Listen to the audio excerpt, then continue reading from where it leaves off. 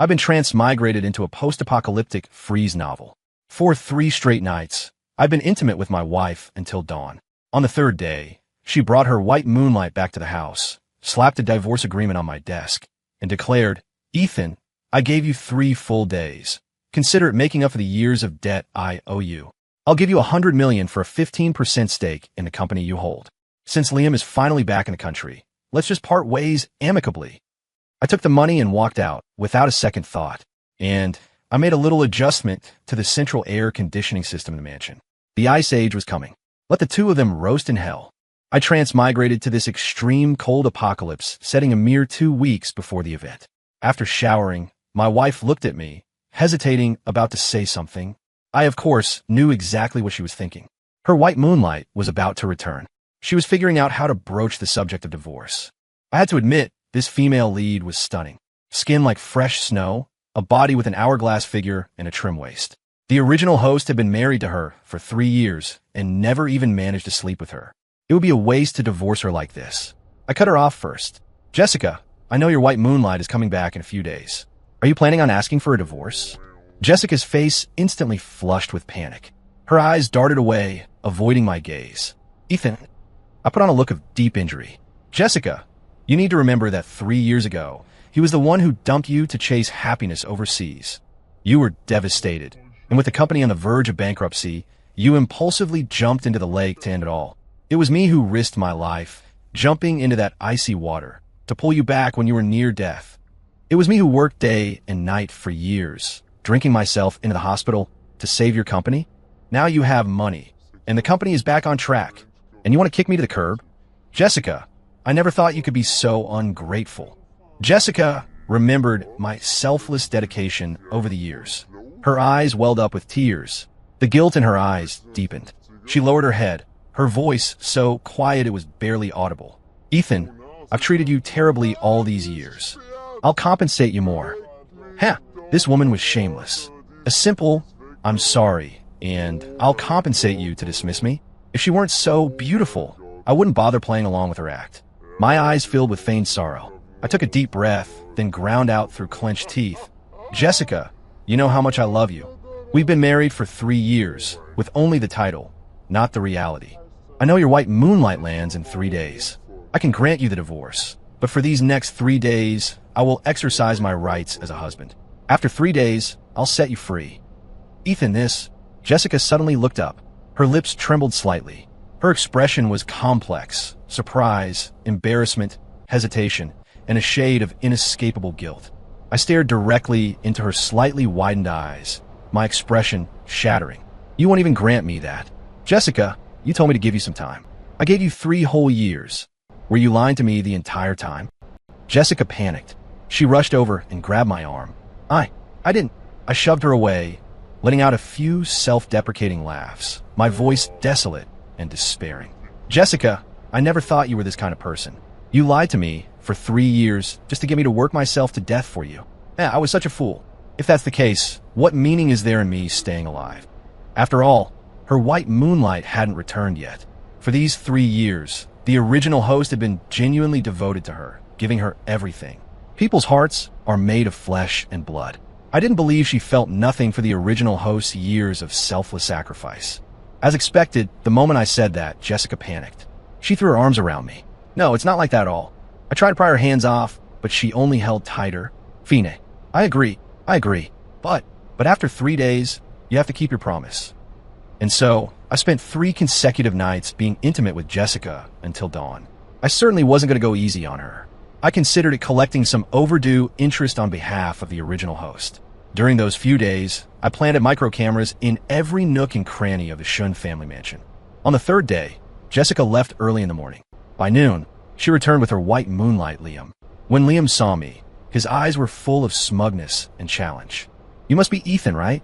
It must have been hard for you looking after Jessica all these years I was gone." I met his gaze and grinned. "Hard? What's hard is what your precious Jessica experienced these last few nights. That was hard." Liam froze, his face instantly darkening. He clenched his fists so tightly his knuckles turned white. He was a seasoned ladies' man. He hadn't taken a break overseas. Jessica had repeatedly sworn to him that she never let me touch her. But when he saw her at the airport earlier, He'd noticed a change in her demeanor and gait that confirmed she was lying. Now, my words verified his suspicion, setting his rage ablaze. Jessica's face burned crimson. Any last shred of guilt she felt for me vanished. She shot me a fierce glare, then pulled me into the study.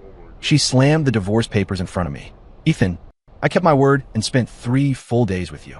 Consider it compensation for what I owe you over the years. I'll give you $100 million for the 15% of the company's stock you hold. I'll arrange for Liam to move in, and we'll go our separate ways." In reality, given the company's current valuation, my shares were only worth $60 million. We had a prenuptial agreement signed when we got married. Asking for more was practically impossible, and I was short on time. I thought for a moment and then said, "Fine, but I need a place to live now. I want the title to the private hot springs villa on Cloud Mountain transferred to me." The extreme cold apocalypse was coming. The hot springs villa was remote, situated on high ground with no neighbors in sight. The best shelter I could imagine. Moreover, Jessica only stayed there a few days during the snow season. It was vacant most of the time. She didn't care much about it, so she'd probably agree. As expected, she stared at me for a few seconds, then grit her teeth. "Deal. But if you dare provoke Liam again, I will never forgive you." Done. The apocalypse was practically here. I'd get the money and leave. Who had time to provoke this two-faced phony? Besides, I'd already tampered with the central AC in that villa. It wouldn't last long before it quit. Let them suffer. In the original book, the original host had absolutely refused to divorce or move out. Sure enough, within 2 days, Liam brought his mother and cousin to stay. By then, it had started snowing heavily. Jessica's company had only just returned to profitability. The last 3 years had been financially tight. The villa only had one housekeeper to cook and clean. As the snow grew heavier and the temperature dropped further, the housekeeper refused to come in anymore. The original host, that useless deadbeat, became a free, live-in nanny, responsible for feeding and caring for everyone. It didn't stop there. Liam, that sanctimonious jerk, would occasionally slap himself and then falsely accuse the original host of hitting him. The host could never defend himself and became the family's punching bag, suffering constant abuse and being slapped around in turns. By then, the outside temperature had plummeted to minus 80 degrees Fahrenheit. The food in the villa was running out quickly. To conserve rations, not only did they starve the host, but they also threw him out to scavenge for supplies. The host, battered and starved, hadn't walked far before collapsing, freezing to death outside. That same day, once the money was wired and the transfer paperwork was complete, I immediately drove to the hot springs villa. Then I called in the construction crew to convert the outdoor hot springs into an indoor facility. All building materials were replaced with the highest grade, insulated, nanotech materials. All windows were swapped for bulletproof, multi-layered vacuum glass. The walls were retrofitted with concealed insulation layers. It would be impossible to break in from the outside. I installed 2 fireplaces indoors for wood-burning heat. I used the excuse of building a top-tier winter retreat villa, ordering the construction crew to work around the clock and paying them double for the rush job. These workers were all hired from out of town. When the extreme cold apocalypse struck, they wouldn't be able to find their way back to seek refuge here anyway. For the next few days, I switched to buying mode. This book was still being serialized. The plot after the original host's death hadn't been updated. Since it wasn't specified how long the extreme cold apocalypse would last, I decided to be prepared for anything. I contacted suppliers directly and started hoarding supplies in bulk. I bought a whole metric ton of rice alone. Edible oils, various canned fruits, instant noodles, hot pot ingredients, condiments, fresh vegetables, dehydrated vegetables, frozen beef, lamb, pork, chicken, duck, and fish. It filled 2 massive semi-trucks. These supplies completely filled the entire basement, which I had reinforced again. Then I bought 20 extra thick comforters, 50 sets of everything. Down jackets, thermal underwear, warm socks, and boots. I specifically purchased a complete set of professional extreme cold protection gear, sealed cold weather suits, insulated gloves, windproof face masks, and professional-grade thermal boots. 4 daily necessities: shampoo, body wash, towels, bath towels, and paper towels were stocked for over 2 years' worth of use. At the same time, I bought 10 diesel generators, fuel, solar panels, and batteries, enough to last several years. After setting all that up, I purchased all kinds of medicines, creating a miniature medical bay. I also outfitted a small library. Additionally, I bought 50 cell phones, 50 laptops, and 500 power banks. Before the phones and laptops were delivered, I had them preloaded, per my instructions, with various movies, TV series, and novels. I also stocked up on various fitness equipment, converting one room into a gym. As a final thought, I bought a huge assortment of cigarettes and alcohol, 100 cases each of beer, red wine, liquor, and whiskey, plus a massive quantity of bottled water. For security, all these items were purchased from the next county over and delivered here. Once everything was set up, only 2 days remained before the extreme cold apocalypse. The temperature was already starting to drop, and flecks of snow were drifting from the sky. I stood on the second-floor balcony of the villa, looking out at the barren, withered landscape, a scene of desolate bleakness. Suddenly, I remembered another character from the book, the original host's childhood sweetheart, Wendy Chun. Ethan and Wendy grew up together in the same orphanage. When they were little, Wendy was timid and small, often bullied by the other kids. Ethan couldn't stand it, rushing in to fight the group, even though he was always outnumbered and ended up bruised and battered. But he stubbornly stood in front of Wendy, wiping her tears and pressing the hard-won candy he'd been saving into her palm. "Don't be scared, Wendy, I'm here." That young, tender yet incredibly firm promise was the only light in Wendy's bleak childhood. When they reached the age of first crushes, Wendy secretly wished to stay with her brother Ethan forever. However, Ethan had always seen her as just a little sister. That year, Ethan rescued Jessica from the icy lake and fell hopelessly in love with her. Jessica, in a fit of pique, agreed to marry Ethan. Ethan, ignoring Wendy's desperate pleas, resolutely moved into the Shun family as a live-in son-in-law. Wendy cried all night. She fell ill the next day. On the second day, lying in bed, Wendy tearfully deleted all of Ethan's contact information, vanishing completely from his world. She didn't hear from him again until the apocalypse struck. Perhaps due to her frail health and failure to store enough supplies, she died even sooner than Ethan. Just before she passed, she sent Ethan one last text. "Brother Ethan, goodbye. You must be happy."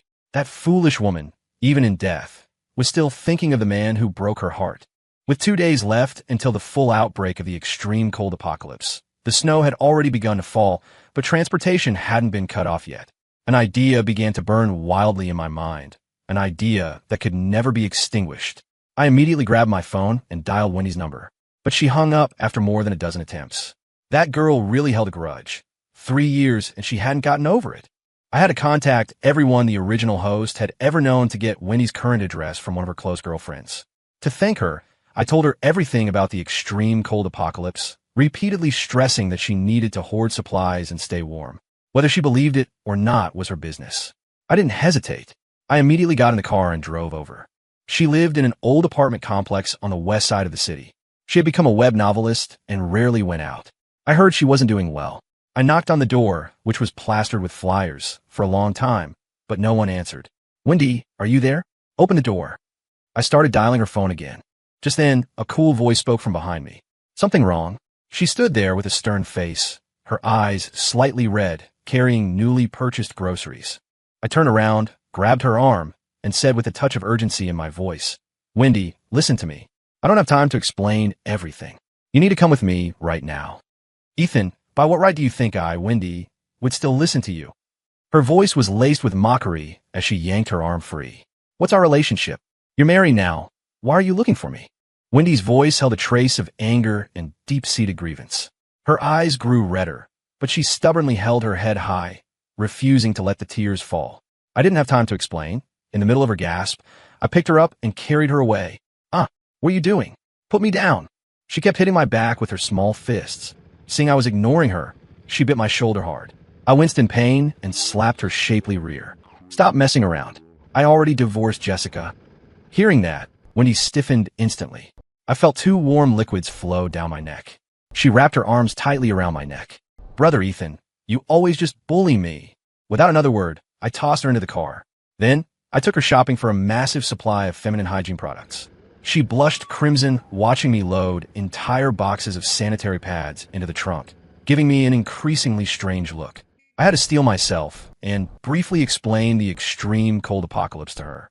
While she didn't fully believe me, she cooperated fully, helping me buy a lot of underwear, cosmetics, and skincare products. When she walked into the Hot Springs villa and saw the mountains of supplies stacked high, she was stunned into silence. When he slowly walked up to the towering pile of rice and flour, reached out, and touched it. Then, she looked at the neatly stacked cans and liquor on the other side, murmuring, "Brother Ethan, did the divorce really push you over the edge?" "Wendy, I'm not kidding. You'll see in 2 days. I walked to the window and slowly pulled back the heavy curtain. Outside, the sky was dull gray. The light snow had turned into a heavy blizzard. Look at this. The mountain roads will be completely blocked within a day max. I had to admit, Wendy's cooking was excellent. The dinner she made was amazing. I found her even more appealing now. In fact, Wendy's looks surpassed Jessica's, and her figure was hotter, but she didn't bother with makeup and wore heavy clothes, so her radiance was hidden. After dinner, I lounged on the sofa flipping through the Shun family surveillance footage. What I saw shocked me speechless. Jessica had cooked dinner herself? It seemed the housekeeper hadn't come that day. The original host and Jessica had been married for 3 years, and even when the housekeeper was absent, the host always cooked. Jessica, that pampered young lady, had never stepped foot in the kitchen. It seemed the white moonlight charm was strong indeed. The dinner wasn't harmonious either. Liam's mother picked at her food, her expression sour, clearly not enjoying the dishes. Liam's cousin, dressed provocatively, was taking photos all over the villa and posting them to her Instagram feed. During the meal, she kept rubbing her leg against Liam's thigh under the table. I grinned. Interesting. So this is the cousin who's actually his secret girlfriend. This family made Jessica look like an outsider. After dinner, Liam went into Jessica's room, intending to get fresh. But Jessica pushed him away. Liam, stop it. My divorce cooling off period isn't over yet. Give me a little more time. Liam froze, a trace of resentment flashing in his eyes, but he quickly adopted an aggrieved look. Jessica, I was too impatient. Don't worry. No matter how long it takes, I'll wait for you. Liam left the master bedroom and muttered a curse under his breath before pushing open the door to the secret girlfriend's room. Jessica sat on the bed, feeling unsettled. She realized that after being intimate with me for those 3 days, she had unexpectedly developed a strange aversion to Liam touching her.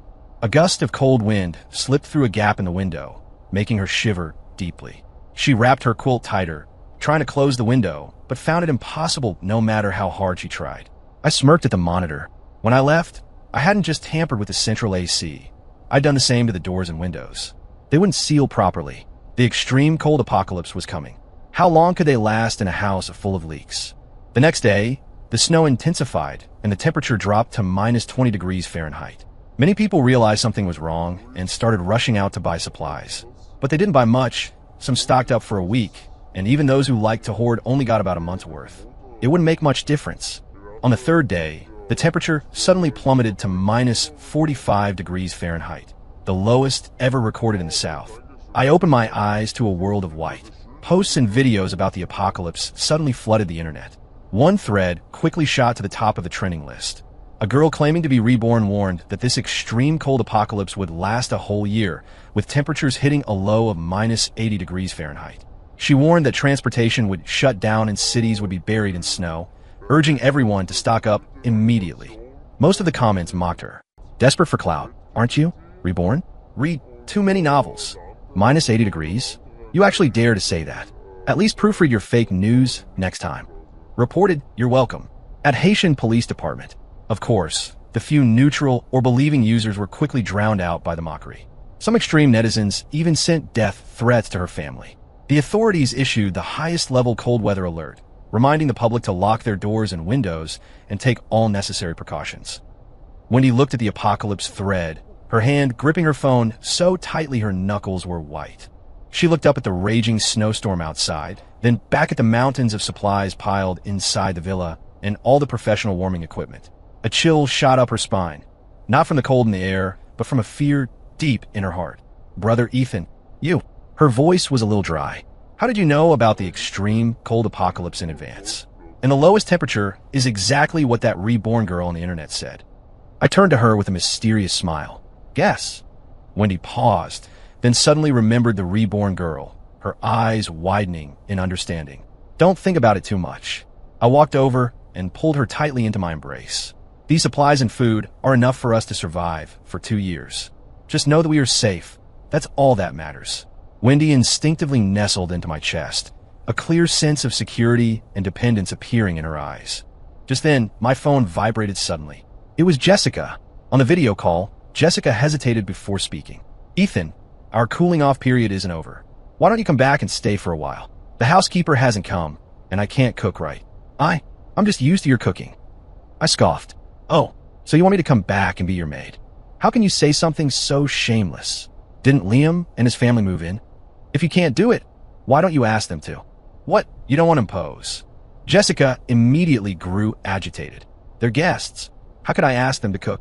I cursed her as a lunatic and was about to hang up when Liam's mother's sharp, grating voice came through the speaker. Jessica, what is this slop you call dinner? Is this even edible? Didn't you say you'd call that ex-husband of yours back? Why are you wasting time talking to that good-for-nothing? Tell him to get back here and cook. Are you trying to starve us? Jessica's voice was laced with embarrassment and pleading. Ethan, I'm begging you. Come back. We need you at home. Liam, they aren't used to cooking this stuff. I directly aimed the phone camera at the simmering, fiery red hot pot Wendy had just prepared. That's your problem. I'm eating hot pot now. Don't the hell bother me. However, Jessica saw Wendy through the video feed. She suddenly shrieked. Ethan, year. Jessica's voice was so sharp, it almost ruptured my eardrums. How is she at your place? Wendy, you actually brought her to the Hot Springs Villa. Jessica's face was distorted with disbelief and rage, all vestiges of her former composure and elegance gone. I deliberately zoomed the phone camera in, making sure the bubbling, oily red broth, the thinly sliced beef and lamb, the lively shrimp, and the fresh vegetables were clearly visible. Simultaneously, with my other arm, I naturally drew Wendy into my embrace. What's wrong? I'm divorced now. Who I choose to be with is none of your business, ex-wife. Besides, you're allowed to bring your white moonlight home, but I'm not allowed to bring mine? I grinned wider. Let me reintroduce my current life partner, my new girlfriend, Wendy. And her cooking? Naturally, it's 100 times better than yours, you lying tramp. Wendy leaned happily into my chest, flashing a gentle yet shy smile at the camera, her voice soft and sweet. Brother Ethan, the shrimp is ready. Let me peel some for you. That brother Ethan made me feel a flush of warmth. Jessica was furious. She gritted her teeth so hard her whole body shook. Liam leaned in, saw the young, beautiful Wendy on the screen, and a look of intense jealousy flashed in his eyes.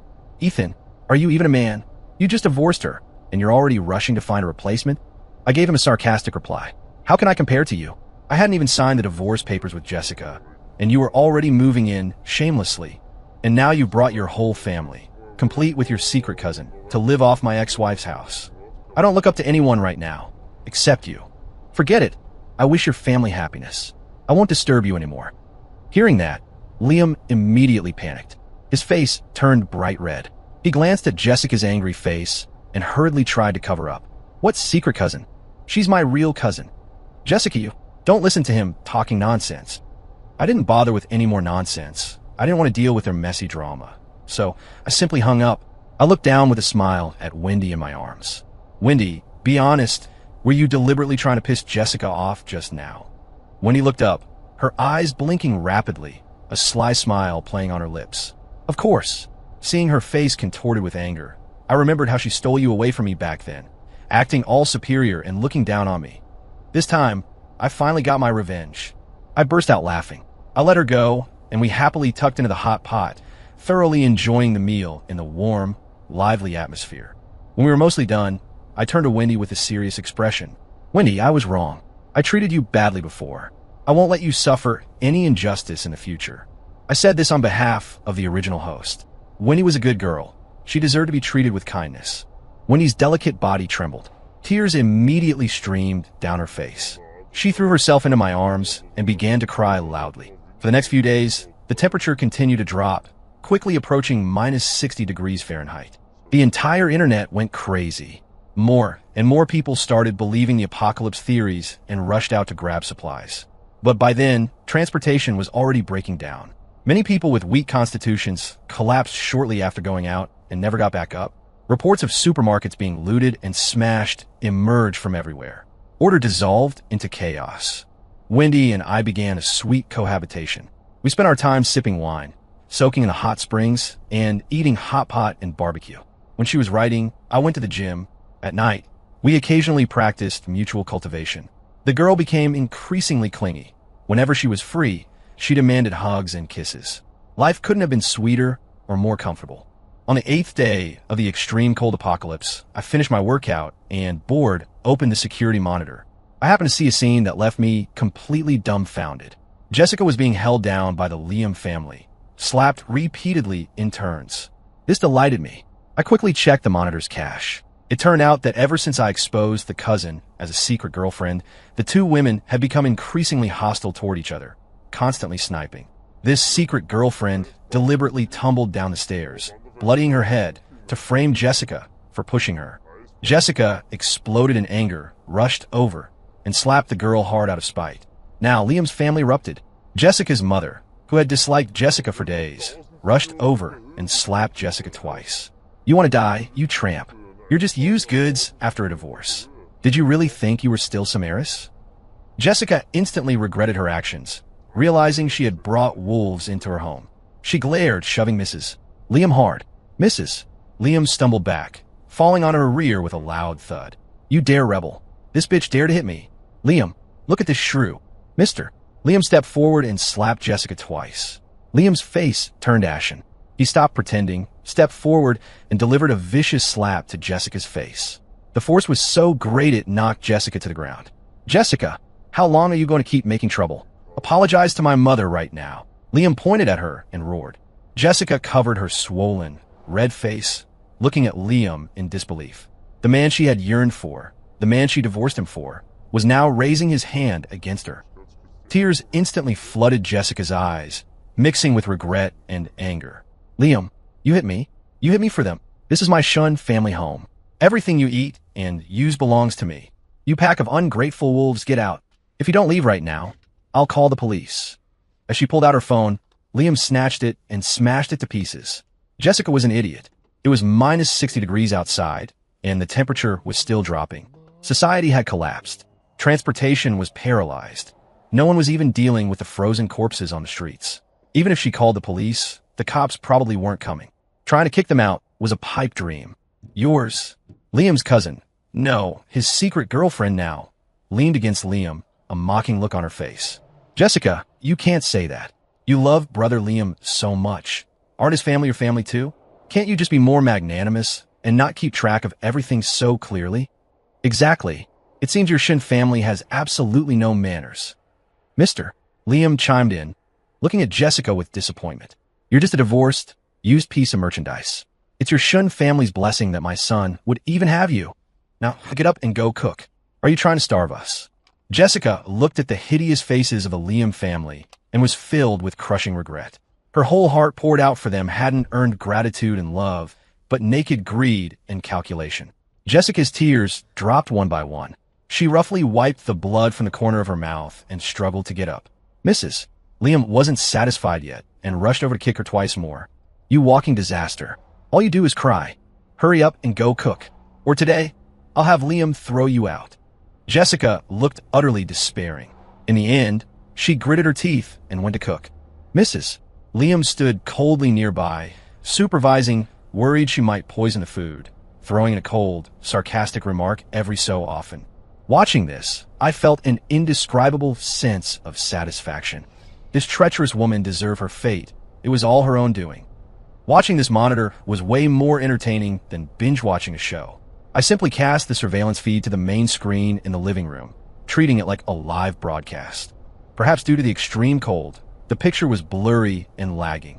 A week later, the temperature continued to fall, reaching minus 70 degrees Fahrenheit. Liam and his secret girlfriend had taken over Jessica's master bedroom, kicking her out to the downstairs servants' quarters. The doors and windows of the Shin mansion were leaking air, and the central AC was dead. Food was nearly gone. Now, each of them only got half a bowl of thin porridge a day, so hungry they were seeing stars. They could only bite down hard and struggle through. Everyone huddled in thick quilts for warmth, shivering uncontrollably. The Liam's activity over the past few days consisted of eating, sleeping, and playing Go, and that Go was naturally Jessica. Jessica had been beaten black and blue and still had to serve this entire family. She had been nursing a belly full of resentment. That day, when he was pan-searing steaks, they sizzled noisily, perfectly seared with a crispy exterior and a tender, fragrant interior that made the air rich with aroma. Soft music played in the Hot Springs Villa's dining room, a stark contrast to the roaring blizzard outside. Wendy, wearing a comfortable cashmere loungewear set, had a radiant smile. She brought over the finished steak, carefully cut off a small piece, but didn't eat it herself. Instead, she leaned over and brought it to my lips. "Brother Ethan, hurry and taste my handiwork." I took a large bite, and the flavor exploded on my taste buds, I was completely satisfied. I had to admit, this girl's cooking was genuinely excellent. I'd have great meals for years to come. We raised our glasses together, tapped them lightly, and drained them in one go. Wendy glanced at the blurry, noisy surveillance feed and asked hesitantly, "Brother Ethan, do you think they'll survive this time?" I used a napkin to wipe my mouth, leaned down, and kissed her smooth forehead. -70 degrees, virtually no effective protection from the cold, and food almost completely cut off. The chance of survival is infinitesimally small. Wendy pointed at Jessica on the monitor, and suddenly her eyes widened. "Brother Ethan, look what she's doing." I followed her gaze and saw Jessica pouring the thin porridge she'd cooked. But instead of taking it to the Liams, she was secretly drinking it all herself. Mrs. Liam, who had come to supervise, caught her red-handed and let out a piercing scream. "You bitch! What the hell are you doing? You drank all the porridge. What are we supposed to eat?" "Jessica, you wretched thing. How can you be so vicious? Are you trying to starve us all to death?" Liam rushed over at the scream. We saw the scene. Rage shot straight to his head. His whole family was starving, their stomachs empty, their vision blurry. And this Jessica dared to secretly drink all the porridge. Wasn't she pushing his entire family toward death? Liam's eyes instantly turned bloodshot. He stared fixedly at Jessica and roared, "Jess, I see it." He forced the 3 words out between clenched teeth, his voice twisted by hunger and fury. Jessica, her hair being yanked by Mrs. Liam, wore a maniacal smile on her face. "Ha, I'm vicious. I'm a jinx. You pack of bloodsuckers, you wolves in sheep's clothing. You eat my food, live in my house, and then beat me half to death every day. This is my rice. Why shouldn't I eat it? I'd rather dump it in the snow than give it to you animals." Those words seemed to light the fuse on a stick of dynamite. Veins pulsed on Liam's forehead. He lunged forward and delivered a vicious slap to Jessica's face. Jessica's head snapped violently to the side, her cheek visibly swelling and reddening. "Hit her. Beat this vicious slut to death." "Mrs." Liam shrieked, shoving her hard. Jessica crashed into a nearby cabinet with a loud crash, sending several bags of dried beef and large bags of chocolate tumbling out. The air instantly froze. It turned out the family starving with empty stomachs these past few days was only them. Jessica had been secretly eating behind their backs all along. Seeing her secret exposed, Jessica broke, laughing wildly. "Haha, why are you all looking at me like that? This is my house. Is it wrong for me to eat my own food? Should I starve to death along with you pack of ingrates?" That statement seemed to completely burn away the Liam family's rationality. The 4 of them exchanged a look, seeing the towering rage and viciousness in each other's eyes. Liam struck first, grabbing Jessica's hair and forcibly dragging her toward the 2nd floor. Fine. Since you're inviting death, don't blame us for being merciless." "Mr. and Mrs." Liam quickly pitched in to help. Let go of me. You animals." "Liam, when you were in college, you owed millions in gambling debts, and I paid them off for you. When you found out my family was bankrupt, you couldn't wait to cut ties and went overseas without looking back. You only started apologizing to me over the years because you heard my family was slowly recovering, right? You bastard. So you were lying to me the whole time. I hope you die a terrible death."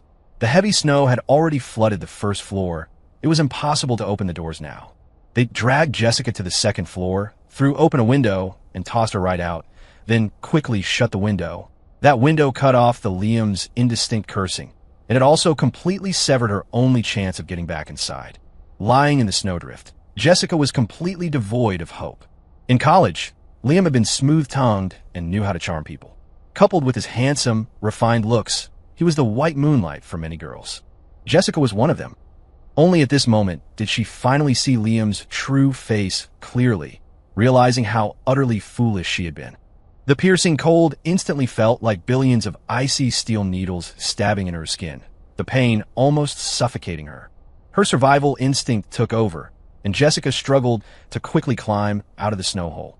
Her teeth chattered uncontrollably. She looked around. The entire world was a vast expanse of white. It seemed only the furiously raging snowstorm and her tiny existence remained in the world. "I can't go back." The current Shin house was a hell on earth, colder than this ice and snow. A single, wild thought surfaced in her freezing mind. Cloud Mountain, Ethan's hot springs villa.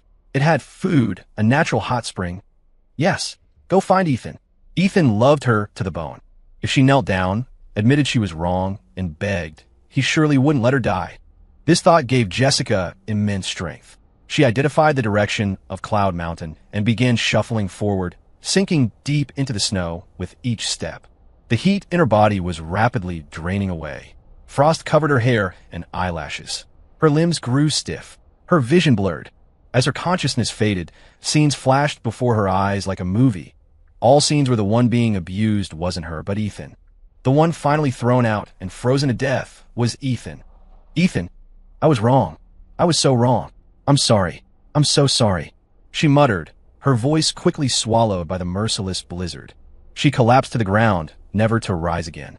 A week later, the temperature dropped to -80 degrees Fahrenheit. The Liam family soon froze to death as well. They lay motionless in the icy villa, utterly silent. Later, the city's entire power grid failed, and the world fell into absolute silence. Luckily, I had prepared backup generators, and the hot springs flowed continuously in the villa while the fireplaces provided heat. The indoor temperature remained above freezing. A year later, the extreme cold apocalypse ended. The temperature gradually warmed, and the world slowly regained its vitality. When he suddenly gagged, my heart skipped a beat, and I quickly rushed over to steady her, gently patting her back. When she calmed down, she looked up at me, her voice tinged with nervousness. "Brother Ethan, that thing. It seems like it's been over 2 months since my period." I was stunned for a second, and a surge of pure ecstasy, like an electric current, shot through my entire body. I hugged her tightly, the feeling of happiness spreading from the depths of my heart. Just then, a line of helicopters roared past overhead. Story end, yeah.